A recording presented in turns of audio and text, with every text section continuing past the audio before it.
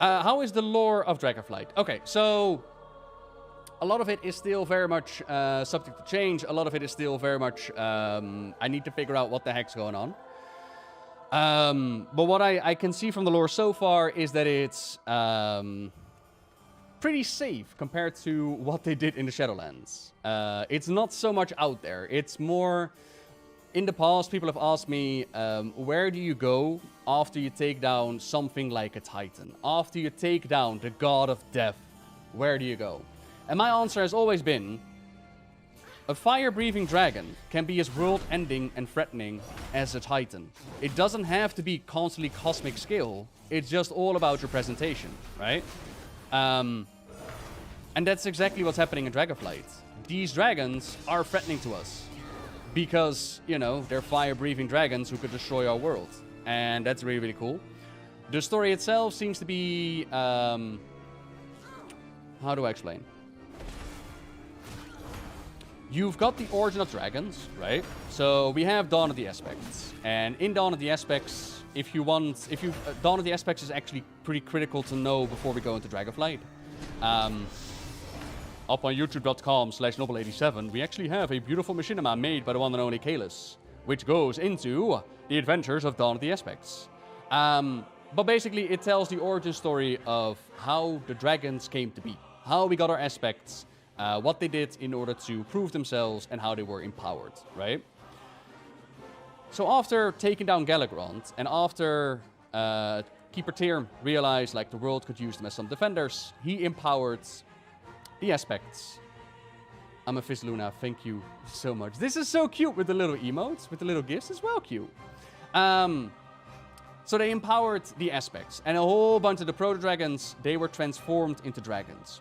But, as we now discover, a whole bunch of them also did not. And that created a rift. So you have the primalistic elemental proto-dragons. And then you got the... Titanic-touched dragons, and there's been a war between them. That war is new, but there's been apparently a war between them. And that war is reigniting with Dragonflight. And the rest is all new. The rest is all, we're going to be learning, like, oh, what the hell's happening? What happened here? We're going to be rewinding the clock a little bit. So at the end of the Cataclysm, right? At the end of the Cataclysm, we've gone through the Dawn of the Aspects, we've gone through the Day of the Dragon, we've gone through Night of the Dragon, we've gone through Twilight of the Dragons, and we've gotten to the end of it. The Cataclysm was pretty much the ending of the Dragon storyline, where they were like, you know what, we fulfilled our destiny, the dawn of the Age of Mortals is upon you, go have fun. And Garrosh was like, oh yeah, baby, Age of Mortals, hoo hoo hoo. And then he started to bomb Fedamore and cause wars. And then Vol'jin died, and then Sylvanas did their thing, and the dragons, they just looked at it and they were like, you know what? This whole Age of Mortal thing sucks. Look at him go, it sucks.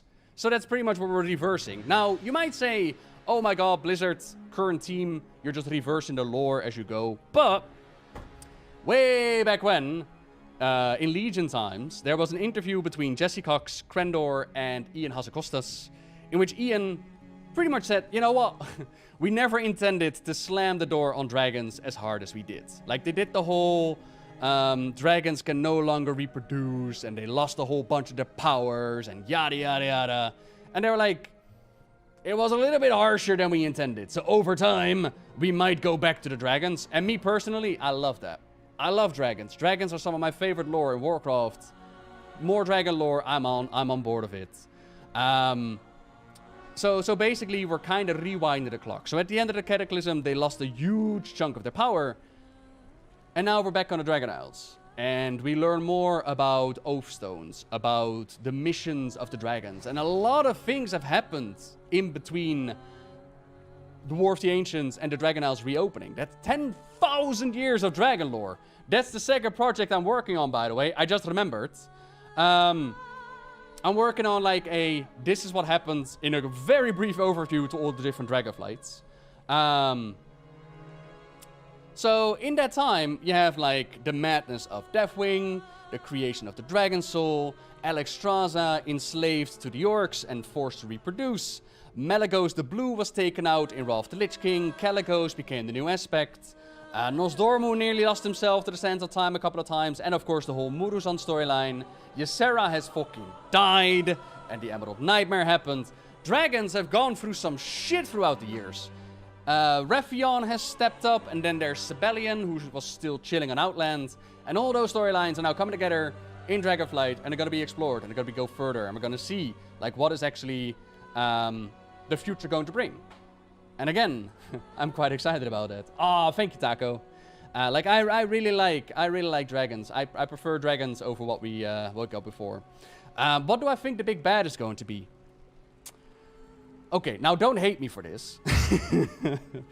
Don't hate me for this, but hear me out. Dragonflight is a combination, so far as I've seen, of the Cataclysm and Mr. Pandaria.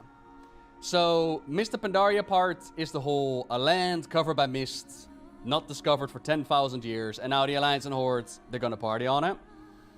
Cataclysm is the elements rising up and being a mess of turmoil, Ivy, Sweet Dreams. So basically those two expansions.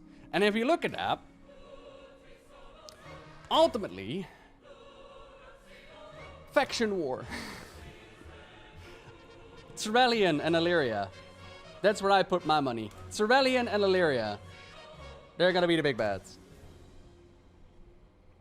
The Alliance, Siege of Stormwind, Illyria and Cerulean. There you go. And then Enduin has to show up and he's like, oh my god, Cerulean, I leave you alone for 3 years and look at what you do. That's a very bad paladin. But ultimately, like, I'm joking, but ultimately it's very, very difficult to like predict what's going to be the massive bad guy. Because I've heard the suggestion of Galagrond could be a thing. Moruzant could be a thing. We could go to the freaking alternate light realm. Something from beyond could come crashing down. But if I look at the comparison between like Cataclysm and Mr. Pandaria, I'm thinking Siege of Orgrimmar, Garrosh, Siege of Stormwind, Cerulean, right? Which could very much play into the whole theme of the lights, into the whole Dead Domain, into a Yirl, into the whole Crusade. Who knows, right? But at this point, it's purely a stab in the dark. It's extremely difficult to say, like, this is what the end boss is going to be, right? An Alliance faction war could be done very easily with Zealot on the throne, damn right. I mean, oh god, when was it? Battle for Azeroth. Whatever. Galagrond comes back and he has a mortal form, but because he's so strong, his mortal form is that of a Titan. Huh. I mean, Galagrond is an interesting one, because it's still very vague what exactly happened to Galagrond. There is some minor hinting in Dawn of the Aspects that the Keepers and their experimentations might have accidentally caused Galagrond to happen. But we don't really know why. Oh, fuck. Why Galagrond transformed the way he did.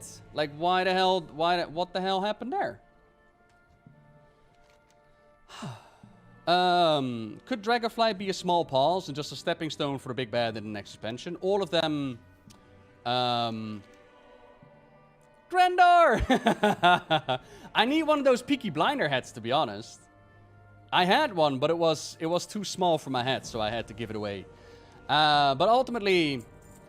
Grandor, by the way, I want to send you a message because I've had a couple of people ask. Would you be down to sit and chill and talk some lore? Just putting it out there. No pressure, though, here on the live stream. No pressure, though, right, chat? You know it? Ah, excellent. So, right, every expansion, what they've been pretty much doing is connecting the expansions. And you can argue, like, is it good, is it bad, whatever. But they have been connecting the expansions. So, for example, a Warlords of Draenor, it told its own storyline, but eventually it popped over into, oh yeah, Gul'dan is sent over and is going to kick off Battle for Azeroth. Before that, with Mr. Pandaria, it told its own storyline, but then there was like Garrosh and Kairos going into alternate Draenor, right? So they've been creating like little cobblestones that pop over from one expansion to the other. So in theory, you could say that every single expansion is a in-between expansion, is a jumping stone to the next one. but they'll still tell their own storyline, right? They'll still tell their own adventures.